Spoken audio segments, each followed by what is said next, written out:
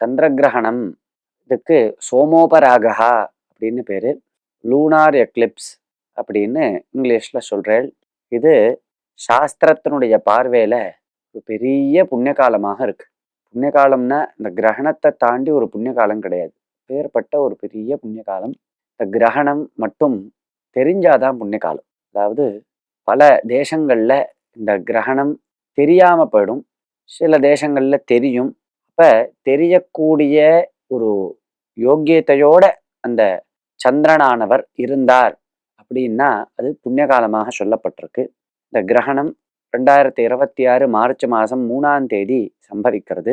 கிரகணம் மத்தியானம் 3:20 ஆரம்பிச்சு சாயங்காலம் 6:47 வரை உள்ளது.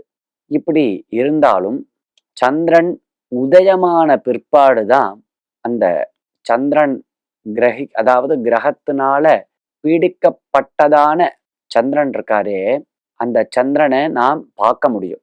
சந்திரோதயமே ஆகல அப்படின்னா அந்த கிரகணத்தினால பிடிக்கப்பட்டதான சந்திரனை பார்க்க முடியாது. அப்ப சந்திரோதயமான பிற்பாடுதான் புண்ணிய காலம். இது பாரதத்துல ஒவ்வொரு ஊர்ல ஒவ்வொரு சமயம், அதாவது சந்திரோதய சமயத்துல கொஞ்சம் வித்தியாசம் இருக்கும். அதன்படி நாம் இந்த புண்ணிய காலத்தை தீர்மானம் பண்ணிக்கணும். அதாவது சந்திரன் உதயமானத்திலிருந்து கிரகணம் முடியும் வரை எவ்வளவு நாள் உள்ளதோ, சமயங்கள் உள்ளதோ, அதற்கு உள்ளதான் கிரகண சமயத்துல பண்ண வேண்டியதான ஸ்நானம், தானம், பித்ருதர்ப்பணம், ஜபங்கள் போன்ற அனைத்து செயல்களையும் செய்ய வேண்டும். கிரகணம் மத்தியானமே 3:30 மணிக்கே 3:20 பிடிச்சிருத்து அப்படின்னு அப்பயே ஆரம்பிச்சுடக்கூடாது. சந்திரன் உதயமான பிற்பாடுதான் புண்ணிய காலம். இது ஒவ்வொரு ஊருக்கு ஒவ்வொரு விதமாக இருக்கு. நாம் நாட்டின் மாநகராக இருக்கக்கூடியதான சென்னைக்கு மட்டும் சொல்றோம். சென்னையில 3ஆம் தேதி சாயங்காலம் 6:21 தான் சந்திரோதயம் ஆறுது. கிரகணத்தினுடைய முடிவோ 6:47. அப்ப சாயங்காலம் 6:21 இருந்து சாயங்காலம் 6:47 வரைதான் கிரகண புண்ணிய காலம். இந்த 6:21 6:47 நாம் கிரகண புண்ணிய காலத்தை வைத்து செய்ய வேண்டியதான சகல கிரியைகளையும், அதாவது குளிக்கிறது, ஜபங்கள் பண்றது, தானம் பண்றது, பித்ருதர்ப்பணம் பண்றது, இதெல்லாம் பண்ணணும். இது அந்தந்த ஊருக்கு எப்ப சந்திரோதயம் அப்படிங்கிறத பார்த்துண்டு அந்த சமயத்தை அந்தந்த ஊர்ல இருக்கிறவா தீர்மானம் பண்ணிக்கணும். நம்ம காஞ்சி ஸ்ரீமடம் இத ஒரு சார்ட் மாதிரி கொடுத்துருக்கா, வெளியிட்டிருக்கா. அதை பார்க்கலாம், பயன்படுத்திக்கலாம். எந்தெந்த ஊர்ல எந்தெந்த சமயத்துல சந்திரோதயம் ஆறுது அப்படிங்கிறத வெளியிட்டிருக்கா. பஞ்சாங்கங்கள்லையும் பிரசுரிக்கப்பட்டிருக்கு. இந்த கிரகண காலத்துல என்ன பண்ணக்கூடாது அப்படின்னா, கிரகண சமயத்துல நிச்சயமா சாப்பிடக்கூடாது, தூங்கக்கூடாது, ஜலமல விசர்ஜனங்கள் பண்ணக்கூடாது, படுத்துக்க கூடாது, அவசியமற்றதான வார்த்தைகளை பேசக்கூடாது, டிவி, செல்போன் போன்ற விஷயங்களை பார்க்கக்கூடாது, டைரக்டாக ஆகாசத்துல கிரகணத்தினால பிடிக்கப்பட்டுள்ளதான சந்திரனை கண்ணால பார்க்கக்கூடாது. இப்படி இந்த செயல்கள்லாம் கட்டாயம் தவிர்க்க வேண்டும்.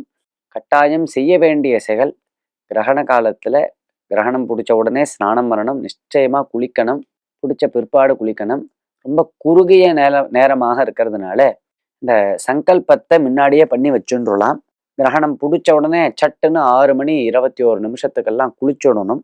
குளிச்சு தர்ப்பணம் பண்ண வேண்டியவா தர்ப்பணத்தை பண்ணணும். ரொம்ப முக்கியம். கிரகண காலத்துல தானம் அப்படிங்கிறது என்ன சக்தி இருக்கோ சக்தி அளவுக்கு கிரகண காலத்துல தானம் பண்ணணும். யாரும் கிடைக்கல, ரொம்ப குறுகிய காலமாக இருக்கு அப்படின்னா என்ன தானம் பண்ண முடியுமோ அதை தீர்த்தத்தை விட்டு அப்படி தத்தம் பண்ணி வச்சுடணும், பூமியில வச்சுக்கணும். அப்புறமா கிரகணம் முடிஞ்சதுக்கு அப்புறம் ஒருத்தர்கிட்ட கொண்டு போய் சேர்க்கலாம், அல்லது ஆன்லைன் மூலமாக தானம் பண்ணலாம். இந்த காலத்துல நிறைய ஃபெசிலிட்டி வந்துடுத்து. அதனால கிரகண சமயத்திலேயே அப்படி ஆன்லைன்ல தானங்கள் பண்ணலாம். ஏன்னா கிரகண காலத்தை ரொம்ப உபயோகப்படுத்திக்கணும்னு சாஸ்திரம் சொல்லும். அதுல நாம் ஒரு 1000 ரூபா தானம் பண்ணோம் அப்படின்னா 1,00,000 ரூபா தானம் பண்ண பலன் கிரகண காலத்தில் மட்டும். அதே மாதிரி நம்ம ஒரு 1000 முறை ஜபித்தோம் அப்படின்னா லட்சம் தடவை ஜபித்ததான பலன். அப்படி பெரிய லாட்ரி சீட்டு விழுந்த மாதிரி 1000 மடங்கு பலன் அதிகம் என்று சாஸ்திரங்கள் கூறுகின்றன. அதனாலதான் முன்காலத்தெல்லாம் கிரகண புண்ணிய காலத்துல நிறைய தானம் பண்ணுவா. சுவர்ண தானம் பண்ணுவா, பூமி தானம் பண்ணுவா, பூதானம் பண்ணுவா, கோதானம் பண்ணுவா, இப்படி ரஜத தானம் பண்ணுவா, நிறைய தானங்கள் பண்ணுவா. இந்த காலத்திலும் நிறைய வசதி இருக்கிறவா இருக்கா. பூதானம் அப்படிங்கிறது பூமியை தானம் பண்றது, கிரகத்தை வீட்டை தானம் பண்றது, சுவர்ணத்தை தானம் பண்றது அப்படிங்கிறதுலாம் இப்ப புஸ்தகத்துலதான் இருக்கு. நிறைய இருக்கு. கோடி கோடி கோடீஸ்வரால்லாம் இருக்கா. பெரிய பிசினஸ் மேக்னட்லாம் இருக்கும். ஆனா தானம் பண்ணணும் அப்படின்னா அதுக்கு மனசு வரணும். மனசு வரணும் அப்படின்னா அதுக்கு பகவத் அனுகிரகம் இருக்கணும், புண்ணியம் இருக்கணும். அப்பதான் நாம் சம்பாதிச்ச திரவியத்தை மனசால எந்த ஒரு பிரத்யுபகாரத்தையும் எதிர்பார்க்காம தானம் பண்ண முடியும். அப்படி இந்த தானம் பண்ணினா சகல பாபங்களும் நிவர்த்தியாருது. அதிலும் கிரகண புண்ணிய காலத்துல தானம் பண்ணிவிட்டா சகல பாபங்களும் நிவர்த்தியாருது. குடும்பத்துல எப்பேற்பட்ட கஷ்டமா இருந்தாலும் தீர்ந்து போயிடுறது அப்படின்லாம் சாஸ்திரம் சொல்றது. அதெல்லாம் நாம் உபயோகப்படுத்திண்டு முடிஞ்ச அளவுக்கு எல்லாரும் அனைவரும் தானம் செய்ய முயற்சிக்க வேண்டும். கட்டாயம் அவரவர்கள் பிதர்களுக்கு தர்ப்பணம் செய்ய வேண்டும். கர்ப்பிணி ஸ்திரீகள் கிரகண சமயத்துல வெளியில வரக்கூடாது. அந்த கிரகணத்தினுடைய கிரணம், சந்திர கிரணம் அவ மேல பட்டுடவே கூடாது. கர்ப்பிணி ஸ்திரீகள் மேல அவ ரொம்ப ஜாக்கிரதையாக அந்த கிரணங்கள் மேல படாம ரூமுக்குள்ள கதவு அனைத்தையும் சாத்தி கொண்டு துணியை வச்சு மறைச்சுண்டு அப்படி ரொம்ப ஜாக்கிரதையாக அவ தங்களை பாதுகாத்துக்கணும். இல்லைன்னா அந்த குழந்தைக்கு பாதிப்பு ஏற்படும் அப்படின்லாம் சாஸ்திரம் சொல்றது. இப்படி கிரகண புண்ணிய காலத்தை கட்டாயம் அனுஷ்டிக்க வேண்டும். தீட்டுக்காரர்கள், அதாவது இறப்பு தீட்டு, பிறப்பு தீட்டு இத காக்கிறவா இருக்காளே, 10 நாள் தீட்டுக்காரா, இன்னும் குழந்தை பிறந்தா அதுக்காக தீட்டு காக்கிறவா, அவா அனைவருமே இந்த கிரகண புண்ணிய கால சமயத்துல ஸ்நானம் பண்ணி தர்ப்பணம் பண்ணணும். பொதுவா தீட்டுல தர்ப்பணம் கிடையாது. தீட்டு வந்துட்டா அமாவாசை இத்தியாதி பைத்திருக்கமான நாட்கள் வந்துட்டா அன்னைக்கு தர்ப்பணம் பண்ணக்கூடாது. தீட்டு முடிஞ்சதுக்கு அப்புறம் தான் பண்ணணும். ஆனா இந்த கிரகண புண்ணிய காலத்துல மட்டும் அவர்களுக்கு இந்த தீட்டானது கிடையாது. கிரகண புண்ணிய காலத்துல பண்ண வேண்டியதான தர்ப்பணங்களை கட்டாயம் பண்ணணும். ஆனா தங்களுடைய அப்பா அம்மாவுக்கு ஒருவன் கிருத்தியம் பண்ணிட்டு இருக்கான், அந்த 10 நாளுக்குள்ள அதை வந்துருத்துன்னா அவன் அதை பண்ணக்கூடாது. அவனுக்கு அது பொருந்தாது. மற்றவர்கள் தங்களுடைய சொந்தக்காரர்கள் தீட்டு காப்பா இல்லையா, அவா எல்லாரும் இந்த கிரகண சமயத்துல அவசியம் கிரகண புண்ணிய கால பிரயுக்தமான தர்ப்பணத்தை கட்டாயம் பண்ண வேண்டும். இவ்வாறெல்லாம் சாஸ்திரம் ரொம்ப வற்புறுத்தி கூறுகிறது. அதே மாதிரி கிரகணம் விட்ட பிற்பாடு கட்டாயம் குளிக்க வேண்டும். மோட்ச ஸ்நானம் அப்படின்னு பேரு. கிரகணம் விட்ட உடனே குளிக்கணும். குளிச்சாதான் கிரகண தீட்டு போகும். அப்புறம்தான் சாப்பிடலாம். இப்ப கிரகணத்துக்கு முன்னாடி எப்ப சாப்பிடலாம் அப்படின்னா, சாப்பிடக்கூடாது, எதுல இருந்து சாப்பிடக்கூடாது அப்படின்னா, இது கிரஸ்தோதயமாக இருக்கு. கிரகணத்துல பல விதம் உண்டு. அதுல இப்ப வரக்கூடியதான கிரகணத்துக்கு கிரஸ்தோதயம்னு பேரு. அதாவது சந்திரனானவர் எப்ப உதிக்கிறாரோ உதிக்கிறச்சையே பிடிக்கப்பட்ட சந்திரனாக உதிக்கிறார்.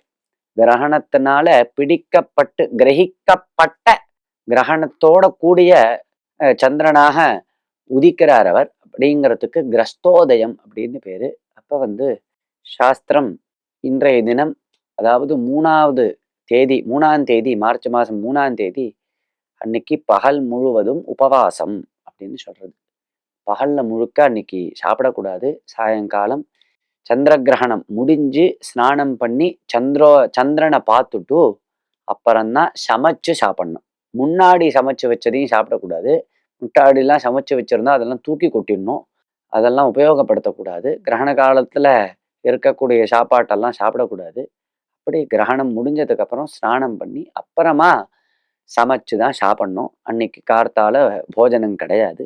ஆனா பாலாதுர விருத்தானாம் அப்படின்னு ரொம்ப சின்ன குழந்தைகள், வியாதியால் பீடிக்கப்பட்டவர்கள், ரொம்ப வயசானவா, கர்ப்பிணி ஸ்திரீகள், இவாளுக்கெல்லாருக்கும் எக்ஸப்ஷன் சாஸ்திரம் கொடுத்துருக்கு. அவள்லாம் கொஞ்சம் பகல்ல ஒரு 9 மணி 10 மணிக்குள்ள சாப்பிடலாம். ரொம்ப முடியாதவா அப்படிங்கிறவா கடைசி பட்சம் கிரகணத்துக்கு 3 மணி நேரம் முன்னாடி ஏதாவது அல்பாக, அதாவது கஞ்சி, பால், காஃபி அது மாதிரி சாப்பிடலாம். கட்டாயம் இந்த கிரகணம் பிடிக்கிறதுக்கு 3 மணி நேரம் முன்னாடி அதெல்லாம் முடிச்சுடணும். காஃபி, பால் சாப்பிட்றத.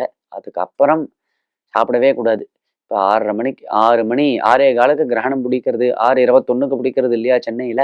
அப்போ அப்படின்னா மத்தியானம் 3 மணிக்குள்ள இந்த காஃபி, பால் சாப்பிட்றத முடிச்சுடணும். அதுக்கப்புறம் கட்டாயம் சாப்பிடக்கூடாது. அப்போ இப்படியெல்லாம் சாஸ்திரம் நம்மளுக்கு போஜன விதிகளை, நியமங்களை சொல்றது. இது மாதிரி கடைபிடிக்க வேண்டும். இந்த கிரகணமானது குறிப்பிட்ட நட்சத்திரத்தில் பிடிக்கிறது. அதனால் குறிப்பிட்ட நட்சத்திரக்காரர்கள் இந்த கிரகண தோஷ பரிகாரத்தை பண்ணிக்கணும் அப்படின்னு சொல்லப்படுறது. மகா நட்சத்திரம், பூர நட்சத்திரம், உத்தர நட்சத்திரம், பரணி, பூராடம் இந்த நட்சத்திரங்கள்ல பிறந்தவாள்லாம் சந்திர கிரகண பிரயுக்தமான தோஷத்தை போக்கடிச்சுக்கிறதுக்கு பரிகாரம் செய்து கொள்ள வேண்டும் அப்படின்னு சாஸ்திரம். அவசியம் இவாள்லாம் பரிகாரம் பண்ணிக்கணும். ஒரு ஸ்லோகத்தை இந்த கிரகண சமயத்துல சொல்லணும். அதாவது பரிகாரம்னா முடிஞ்ச அளவுக்கு தானம் பண்ணணும். சந்திர கிரகணமா இருக்கிறதுனால நிறைய அரிசி மூட்டையை வாங்கி தானம் பண்ணணும். சுவர்ண தானம், முடிஞ்ச அளவுக்கு தங்கத்தை தானம் பண்ணணும், இல்லை வஸ்திர தானம் பண்ணணும். இந்த மாதிரி எல்லாம் என்ன முடிஞ்சதோ கொடுக்கணும். அப்படி அப்பயே கொடுக்க முடியலன்னாலும் மனசால எடுத்து வச்சுட்டு அப்புறமா கொண்டு போய் சேர்க்கலாம். இந்த மாதிரி அவசியம் பண்ணணும். யோசௌ வஜ்ரதரோ தேவஹ ஆதித்யானாம் பிரபுர்மதஹ சஹஸ்ர கிரணச்சந்திரஹ கிரகபீடாம் வியபோகது அப்படின்னு இந்த ஸ்லோகத்தை துணியிலையோ அல்லது ஒரு ஓலையிலையோ, பண ஓலையிலையோ எழுதி அதை சரீரத்துல நம்மளுடைய உடல்ல படுற மாதிரி வச்சுக்கணும். கிரகண புண்ணிய காலம் முழுவதும் வச்சுக்கணும். வச்சுன்ட்டு அப்புறமா கிரகணம் முடிஞ்ச உடனே குளிக்கணும். இவ்வாறு கிரகணத்துல இந்த ஸ்லோகத்தை சொல்லி நமது தோஷத்தை போக்கெடுத்து கொள்ள வேண்டும். ராமராம்.